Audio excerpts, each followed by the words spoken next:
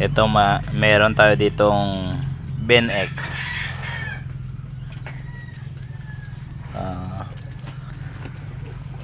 Umpisa natin bibili ng mga gamit. Yan. Ano daw kung pwede. Laruan lang naman to. Praktisan natin pag nagawa na. Yan. Yan pa lang ang nabili. Susunod kong bilihin kahoy na para sa lamesa. Yan.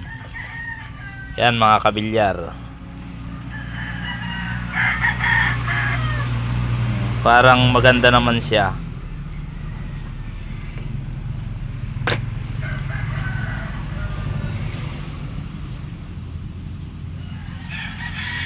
Sana mabuo rin to.